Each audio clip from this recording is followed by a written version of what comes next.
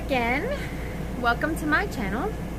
I'm Jennifer, and I'm a traveling nurse who is going to be having bariatric surgery. I am doing these videos because, number one, people told me how important it is to journal for myself. I have a journal that I've written in that things about my journey and about why I'm doing what I did, why I got fat, what people have said to me about surgery, what my feelings are about the surgery. I do feel, a part of me did feel that it was an easy way out, but I'm going to tell you that for me, I think it was my only way out. So I tried a lot of other things, and I would lose weight. I would lose weight. As long as I followed it, I would lose weight, and then I would stop following it. So the surgery doesn't necessarily change your mind, but it changes your ability to change your mind. So what do I mean by that? I would do really well on a low carb, high protein diet, do really well for a long time. And then I would make a chocolate cake, and I would snack on that cake for breakfast, for lunch, after dinner, midnight snack, until the cake was gone. So that was poor choices, yes. I have a food addiction to an extent. I feel like my food addiction is not necessarily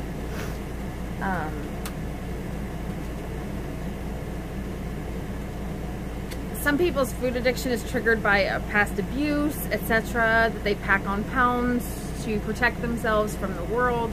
I don't feel like I have that. Certainly my life is not easy, and I have a high stress job, and so I eat like crap sometimes. I take a Red Bull and a beef jerky, and I feel like that's a good dinner. It's not as terrible as it could be, but it's not helpful to me in any way. Well, with this surgery, I'm not going to be able to have the sodas. I'm not going to be able to have the sugars without a dumping syndrome. If you don't know what dumping syndrome is, it's a condition where after bariatric surgery, your body is unable to process, oh, excuse me, my dog just hit my table. You're unable to process the sugars and high fatty foods, and so it culminates in either diarrhea or vomiting, or people get like the sweats and they feel really nauseous and they just feel bad. So some people have different symptoms of dumping syndrome. As a nurse, I certainly learned about that in school, and it didn't sound so bad to me because I thought, well, then they're gonna just lose more weight. But the problem is malnutrition. It's really easy to become malnourished. It's also gonna make you feel like crap. So enough on that. So it's not gonna allow me to make some choices. Okay, so where am I in my process? Well, when I last made a video, and it's been a little while, so I do apologize for that, I had an insurance delay. So as a traveling nurse, there's a couple things you have to know. You have to know what your insurance is going to cover and how much money you have to save and that kind of thing. But then you also have to know, when does your insurance stop? As a traveler, my insurance stops the last day of my contract. So I couldn't take a week off between contracts. Now, if you're going to re-sign with that same company and carry that same insurance, make sure that they will cover you for that week off. Okay? Sometimes that is not a problem. My problem is my company decided to change insurance carriers. So as long as I stayed with the same job that I had, the same contract, my insurance stayed the same. But as soon as I am switching to a new contract, my insurance is going to change. What does that mean? Well, they were going to change to an insurance company that doesn't cover bariatric surgery. So that would be terrible. I've gone all this way, paid out a lot of money. I've gone through a lot of things to then not be able to have the surgery. Good thing I figured this out, because I had scheduled my surgery or I had planned, not scheduled, planned my surgery to be on a week in between contracts. I called, I made the phone calls. They told me, no, you won't be covered. And they would change to a new insurance company. Also, that insurance company, not only does they not cover bariatric surgery, but even if they were a company that covered bariatric surgery, I would have had to pay a new deductible. I've already almost met the deductible for this plan, because I had to pay out of pocket for another procedure I'd already had to pay out of pocket for my nutrition, for my counseling they made you do, excuse me, for my gallbladder ultrasound. So I've already paid cash for those things because I have a deductible plan. Okay. Then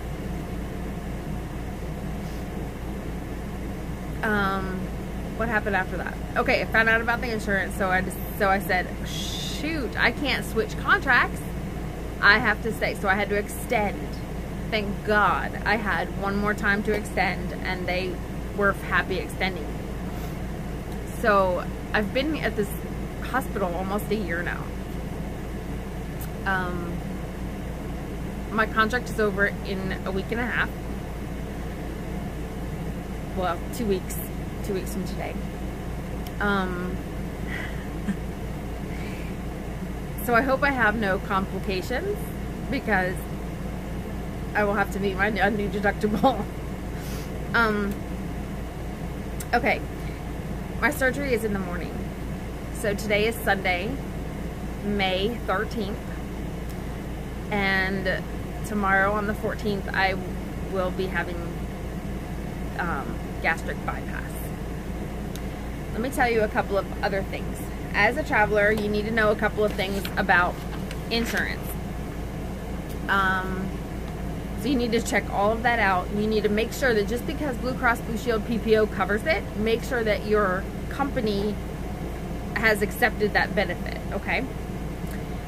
Then consider your contract dates and if they'll cover you in between contracts, etc. But also ask your surgeon, what are your follow-up requirements? Because I have to follow up at 1 week to have my staples out, 1 month, 3 months, 6 months, 1 year, and 18 months. So, and then I have to have labs every 6 months. So I have to be able to be close enough to come back here, or I have to be able to fly back here for these appointments. If your surgeon believes that you're going to be traveling and not return for your follow-ups, etc., or not easily return for your follow-ups, they may not do your surgery. So have that known ahead of time, that you really have to make these follow-up appointments. Ask them for a schedule. Okay, so that is that for insurance and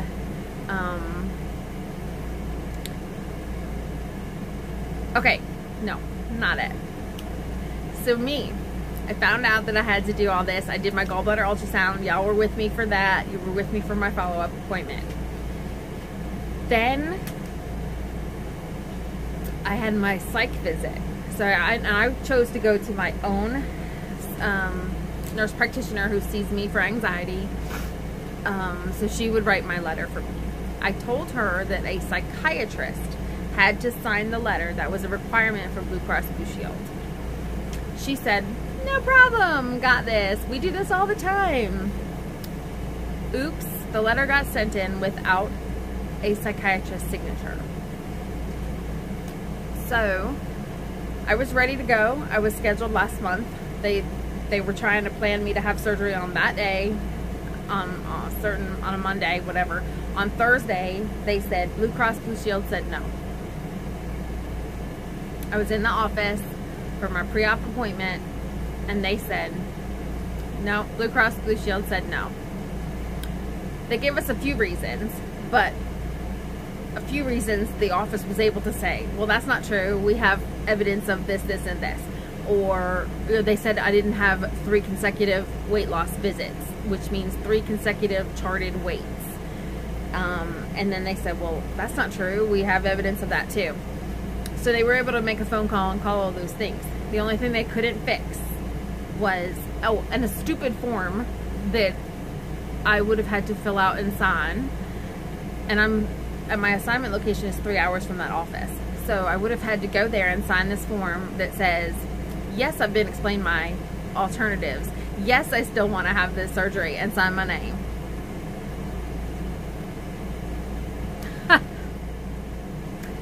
The nurse did that for me because I was like, there's no way in hell I can do that. I'm giving you permission to do this for me. Okay. Then the psychiatrist thing wasn't signed. So, couldn't have surgery. Finally, we get it back. And we reschedule surgery. It is for tomorrow. I had no more issues, except my boss found out that I was going to have surgery. Not the manager of the ER found out I was going to have the surgery from some, no doubt, nurse that I work with, who I have not been, it is not a secret. I'm willing to help anyone with this journey. But she found out and she said, nope, that's unsafe. She can't return to work afterwards, so she can't have the surgery. I'm sorry, what? Not gonna happen. Okay, I am not gonna cancel my surgery. I've been a traveler for 12 years. You want to cancel me at the end of my contract after I've worked all these? Go ahead, you do that. But yet you have a person who's 38 and a half weeks pregnant, who either sits at the front desk or has someone else push her patients up for her, and I don't fault that person at all for doing that. I love her. In fact, I mean, I am hoping to see her baby when it's born. But don't tell me that me having surgery and returning to work 5 days later is going to be unsafe when you have a woman who could literally pop her baby out. Okay? If you're going to say it that way, that's not right. Now, she's already canceled 2 other travelers for having elective surgery.